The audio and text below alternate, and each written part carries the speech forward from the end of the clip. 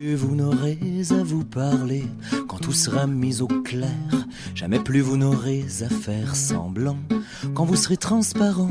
Jamais plus vous n'aurez à vous trahir quand vous serez solidaire. En attendant la venue d'un nouveau messie sur terre ou d'une machine à faire.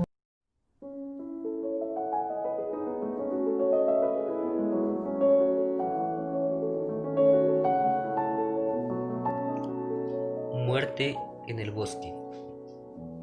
El entierro. A Julio y Aurora Cortázar.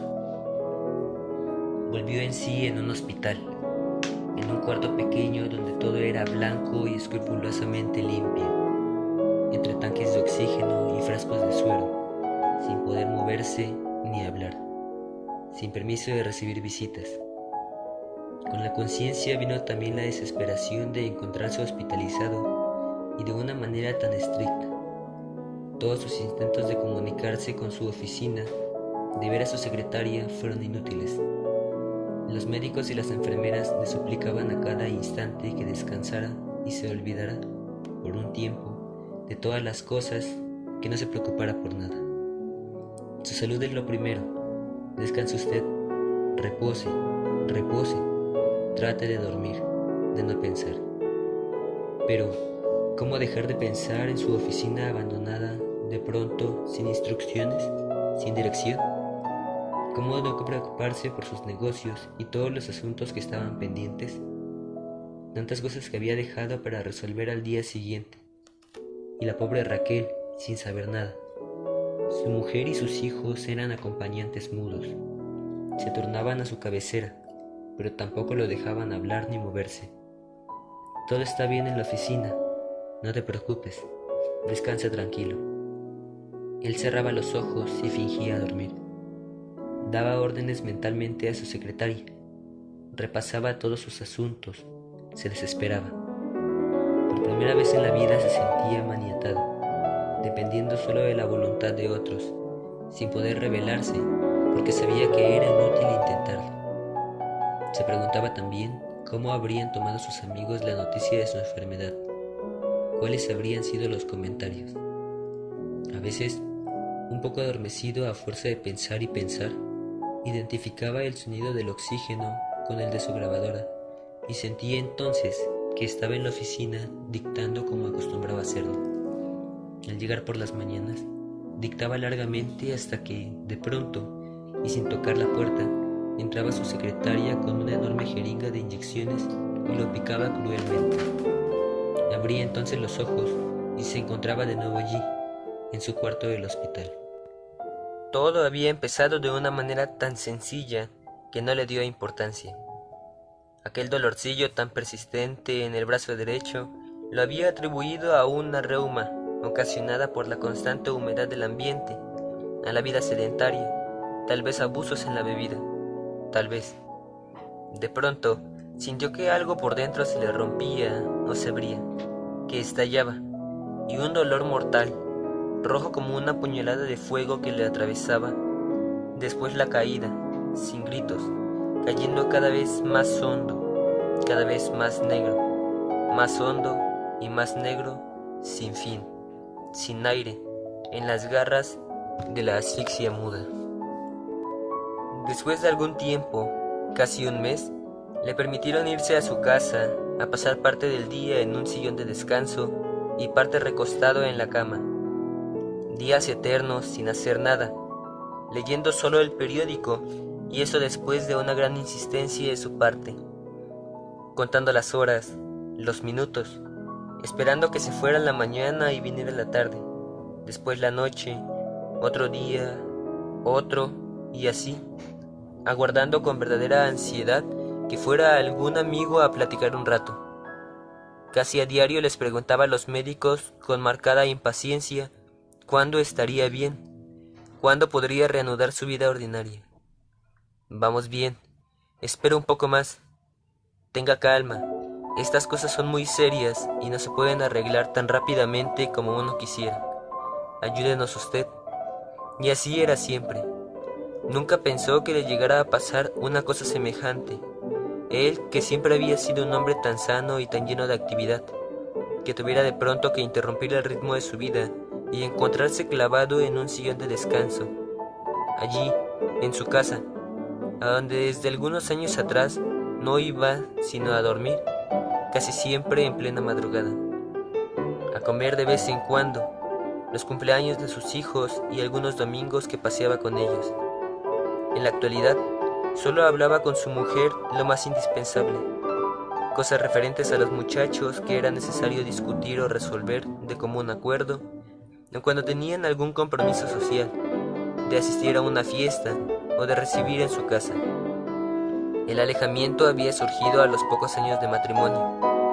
Él no podía atarse a una sola mujer. Era demasiado inquieto, tal vez demasiado insatisfecho. Ella no lo había comprendido. Reproches, escenas desagradables, caras largas, hasta que al fin acabó por desentenderse totalmente de ella y hacer su vida como mejor le complacía. No hubo divorcio. Su mujer no admitía esas soluciones anticatólicas y se concretaron solo a ser padres para los hijos y a cumplir con las apariencias. Había llegado a serle tan extraña que ya no sabía qué platicarle ni qué decirle. Ahora ella lo atendía con su marcada solicitud, que él no llegaba a entender si era todavía un poco de afecto, sentido del deber, o tal vez lástima de verlo tan enfermo. Como fuera, se encontraba bastante incómodo ante ella, no porque sintiera remordimientos de ninguna especie, nunca había tenido remordimientos en la vida. Solo su propio yo tenía validez, los otros funcionaban en relación con su deseo. Pocos amigos lo visitaban, los más íntimos. ¿Cómo te sientes? ¿Qué tal va ese ánimo? Hoy te ves muy bien. Hay que darse valor, animarse. Pronto estarás bien. Tienes muy buen semblante, no pareces enfermo. Entonces sentía unos deseos incontrolables de gritar que no estaba enfermo el semblante, que cómo podían ser tan imbéciles, pero se contenía.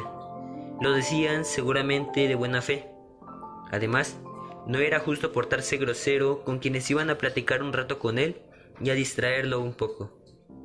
Esos momentos con sus amigos y los ratos que pasaba con sus hijos cuando no iban a clases eran su única distracción.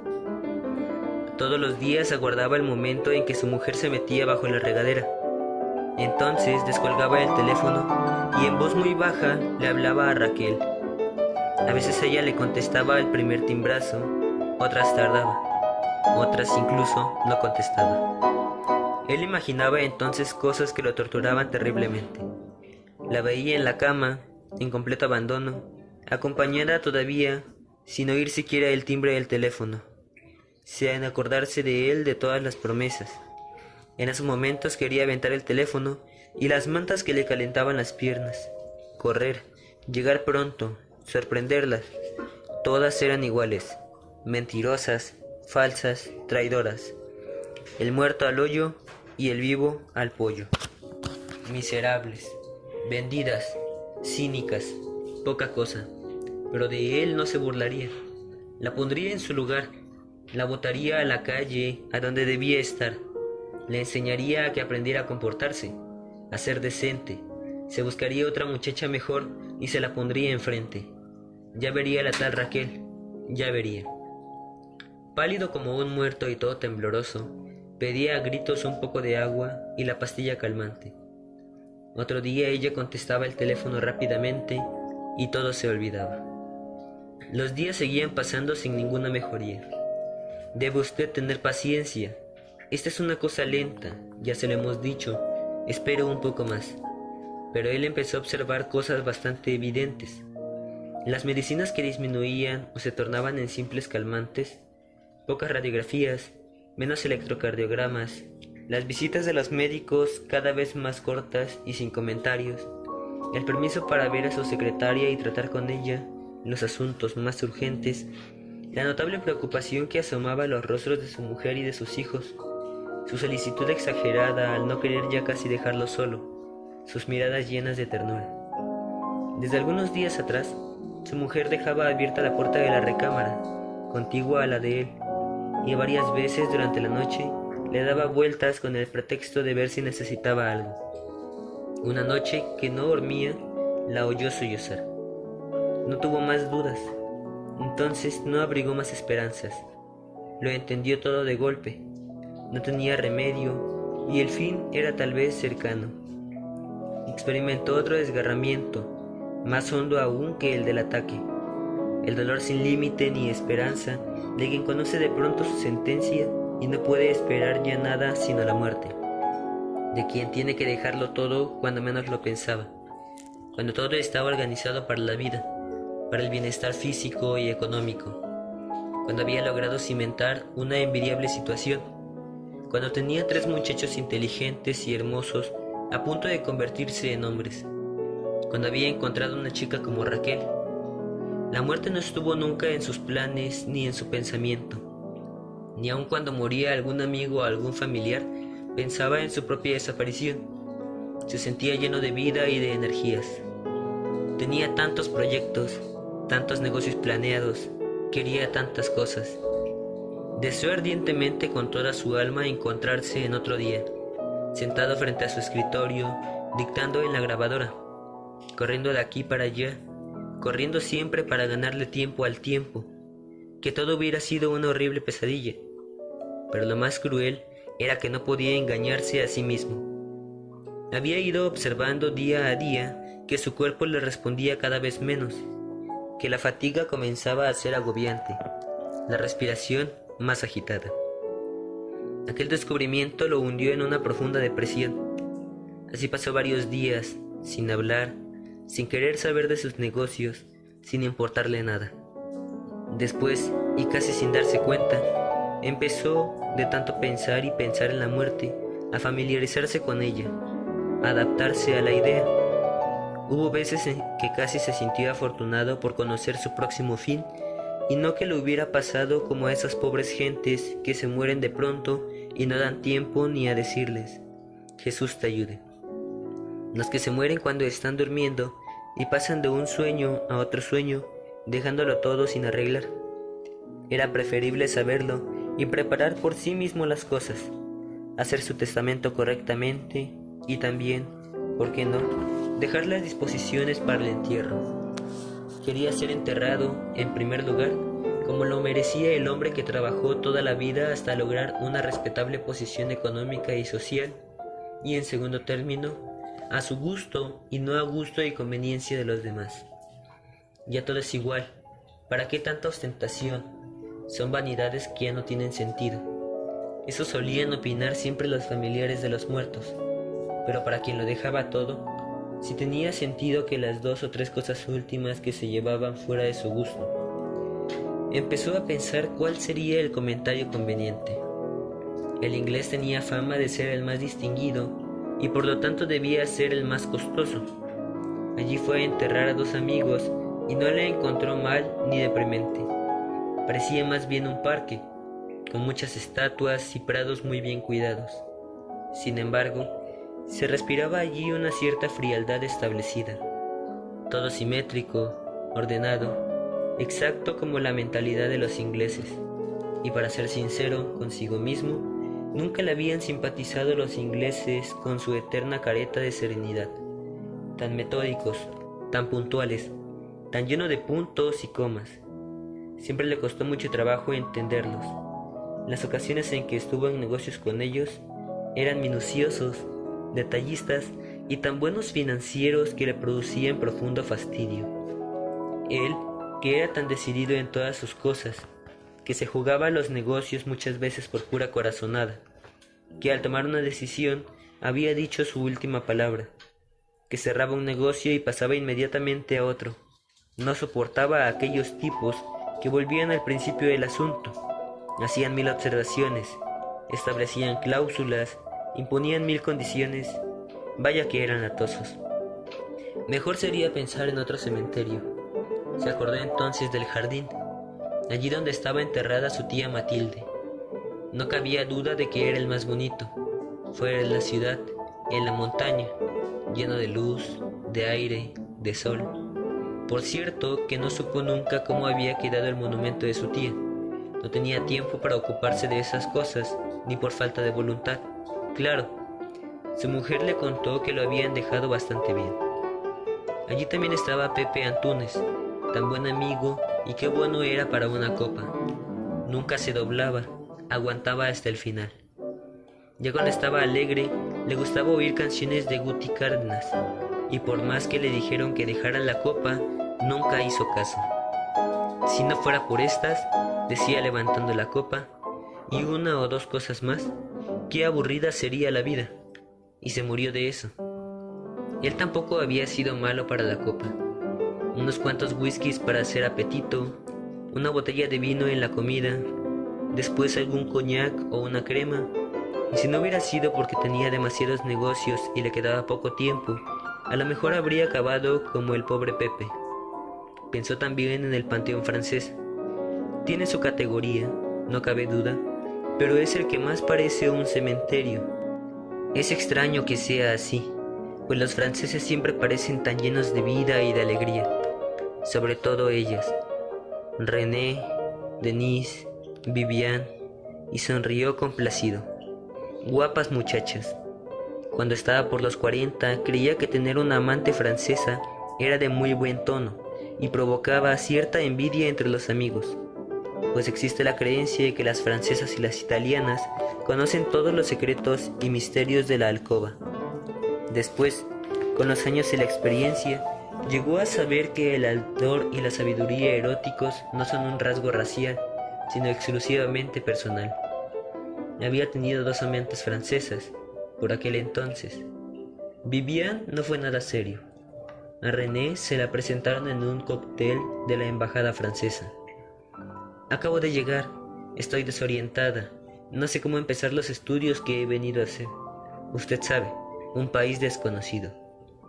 Lo que usted necesita es un padrino que lo oriente, algo así como un tutor. La mirada con que ella aceptó el ofrecimiento fue tan significativa que él supo que podría aspirar a ser algo más que tutor. Y así fue. Casi sin preámbulos ni rodeos se habían entendido. Con la misma naturalidad con que algunas mujeres toman un baño o se cepillan los dientes, aquellas niñas iban a la cama.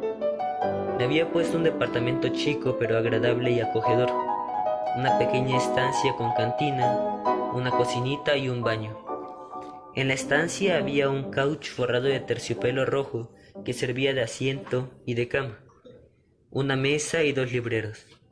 René llevó solamente algunos libros, una máquina de escribir y sus objetos personales. Él le regaló un tocadiscos para que pudiera oír música mientras estudiaba. Ella nunca cocinaba en el departamento. Decía que no le daba tiempo con tantas clases y se quejaba siempre de que comía mal, en cualquier sitio barato. Los hermanos estudiaban aún. El padre, un abogado ya viejo, litigaba poco. Por lo tanto, de su casa le enviaban una cantidad muy reducida para sus gastos. Él no había podido soportar que René viviera así y le regaló una tarjeta del Diners Club para que comiera en buenos restaurantes. Al poco tiempo tuvo que cambiarla a otro departamento más grande y, por supuesto, más costoso. Ella se lamentaba continuamente de que el departamento era demasiado reducido, de que se sentía asfixiada, de que los vecinos hacían mucho ruido y no la dejaban trabajar. Después tuvo que comprarle un automóvil porque perdía mucho tiempo en ir y venir de la escuela. Los camiones siempre iban llenos de gente sucia y de léperos que la asediaban con sus impertinencias. A veces hasta necesitaba pedir ayuda. Y claro que él no podía permitir esas cosas. René le había gustado mucho, era cierto, pero nunca se apasionó por ella. La relación duró como 1 año. Después ella empezó a no dejarse ver tan seguido. Tengo que estudiar mucho, reprobé una materia y quiero presentarla a título de suficiencia. Un compañero me va a ayudar. Cuando ella tenía que estudiar, lo cual sucedía casi todas las noches, él pasaba a llevarle una caja de chocolates o algunos bocadillos. Ella abría la puerta y recibía el obsequio, pero no le permitía entrar. Estando tú no podré estudiar y tengo que pasar el examen. Le daba un beso rápido y cerraba la puerta con un "Auf Wiedersehen". Él se marchaba, entonces, un poco fastidiado en busca de algún amigo para ver una variedad, o a tomar algunas copas antes de irse a dormir a su casa. Aquel día le llevó los chocolates como de costumbre. Se había despedido y ya se iba, cuando notó que llevaba desanudada la cinta de un zapato. Se agachó para amarrársela, pegado casi a la puerta del departamento. Entonces escuchó las risas de ellos y algunos comentarios. «Ya nos trajeron nuestros chocolates». «Pobre viejo tonto», decía el muchacho. Después más risas. Lo que había sentido. Toda la sangre se le subió de pronto a la cabeza. Quiso tirar la puerta y sorprenderlos. Golpear, gritar. No estaba enamorado. Era su orgullo, su vanidad por primera vez ofendida. Qué buena jugada le habían hecho a la francesita. Encendió un cigarrillo y le dio varias fumadas. No valía la pena. Había reflexionado de pronto. Solo quedaría en ridículo, o a lo mejor se le pasaba la mano y mataba al muchacho. Y entonces, ¿qué escándalo en los periódicos?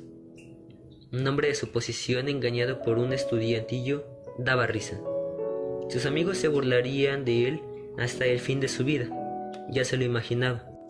Además, toda la familia se enteraría.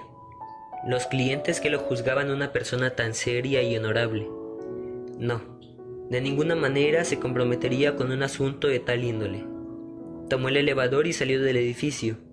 Estacionó su carro a cierta distancia y esperó fumando cigarrillo tras cigarrillo. Quería saber a qué hora salía el muchacho para estar totalmente seguro. Esperó hasta las 7 de la mañana. Lo vio salir arreglándose el cabello, bostezándose. Después ella lo había buscado muchas veces. Lo llamaba a su oficina, lo esperaba a la entrada, lo buscaba en los bares acostumbrados. Él permaneció inabordable, ya no le interesaba. Había miles como ella o mejores. Denise no significó nada. Se acostó con ella 2 o 3 veces y era mucho, pues todos sus amigos y casi media ciudad habían pasado solo una vez por su lecho. Tenía la cualidad de ser muy aburrida y la obsesión de casarse con quien se dejara. Además, era larga y flacucha, no tenía nada. Se decidió finalmente por el cementerio Jardín. Quedaría cerca de su tía Matilde. Después de todo, ella fue como su segunda madre. Lo había recogido cuando quedó huérfano y le dio cariño y protección. Ordenaría que le hicieran un monumento elegante y sobrio, una lápida de mármol con el nombre y la fecha. Compraría una propiedad para toda la familia que pasaran allí, a la tía Matilde y a sus hermanos. Comprar una propiedad tenía sus ventajas. Como inversión era bastante buena, pues los terrenos suben de precio siempre, aunque los de los cementerios. Aseguraba también que sus hijos y su mujer tuvieran donde ser enterrados. No sería nada difícil que acabaran con la herencia que iba a dejarles.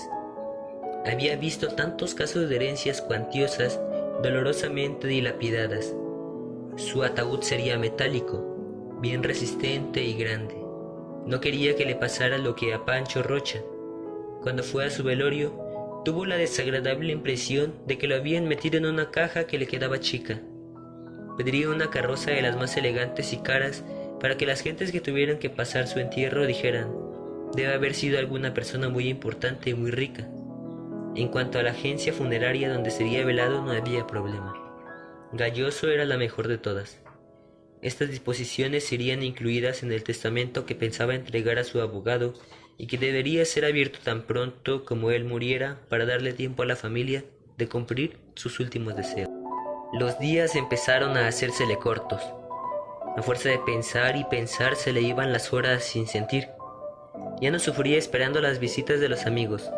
Por el contrario, deseaba que no fueran a interrumpirlo, ni que su secretaria llegara a informarlo o a consultarle cosas de sus negocios.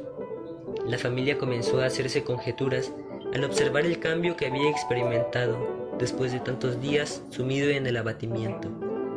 Se le veía entusiasmado con lo que planeaba. Sus ojos tenían otra vez brillo.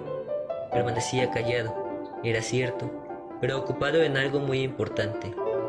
Llegaron a pensar que estaría madurando alguno de esos grandes negocios que solía realizar. Para ellos, este cambio fue un alivio, pues su depresión les hacía más dura la sentencia que se cernía sobre él. Comenzó por escribir el testamento. Las disposiciones para el entierro las dejaría al final, ya que estaban totalmente planeadas y resueltas. La fortuna, fincas, acciones, dinero en efectivo, sería repartida por 3 partes iguales entre su mujer y sus hijos. Su mujer quedaría como albacea hasta que los muchachos hubieran terminado sus carreras y estuvieran en condiciones de iniciar un trabajo. A Raquel le dejaría la casa que le había puesto y una cantidad de dinero suficiente para que hiciera algún negocio. A su hermana Sofía, algunas acciones de petróleos. La pobre nunca estaba muy holgada en cuestión de dinero, con tantos hijos y con Emilio que casi siempre terminaba mal en todos los negocios que emprendía. A su secretaria le daría la casa de la colonia del Valle. Había sido tan paciente con él, tan fiel y servicial. Tenía casi 15 años a su servicio. Su hermano Pascual no necesitaba nada, ya que era tan rico como él. Pero su tía Carmen sí, aunque era cierto que nunca tuvo gran cariño por aquella vieja neuratécnica que siempre lo estaba regañando y censurando. En fin, así era la pobre, y estaba tan vieja que le quedaría sin duda poco tiempo de vida. Que por lo menos ese tiempo tuviera todo lo que se le antojara. Tardó varios días en escribir el testamento. No quería que nadie se enterara de su contenido hasta el momento oportuno. Escribía en los pocos ratos en que lo dejaban solo. Cuando alguien llegaba, escondía los papeles en el escritorio y cerraba con llave el cajón. Todo había quedado perfectamente aclarado para no dar lugar a confusiones y pleitos. Era un testamento bien organizado y justo. No defraudaría a nadie.